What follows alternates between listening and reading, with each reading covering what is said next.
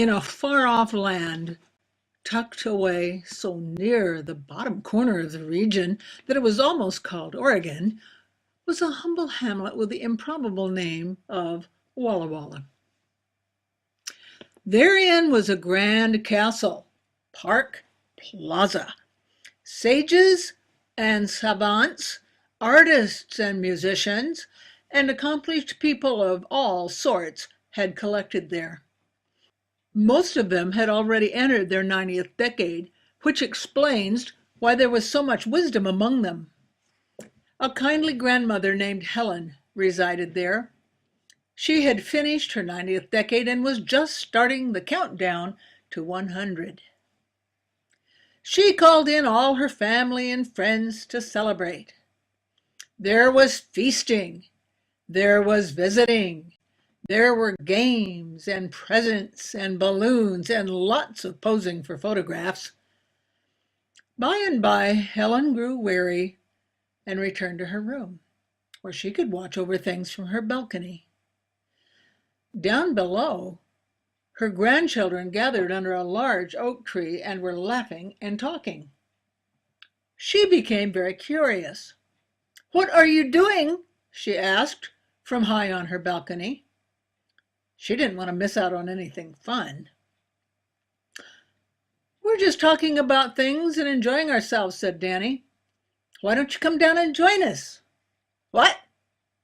said Helen, folding both her arms on the ledge and leaning forward.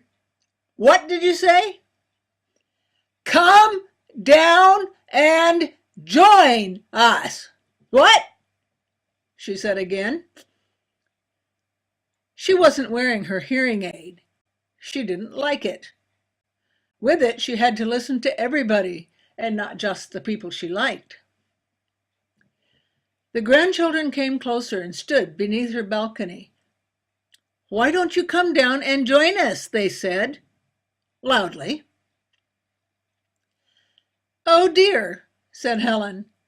"I don't think I can do that. I don't want to walk all the way down to the elevator." She had been planning the party for weeks. Now, with all the excitement, weariness had finally caught up with her. The grandchildren talked. There were too many of them to fit in their grandmother's small apartment.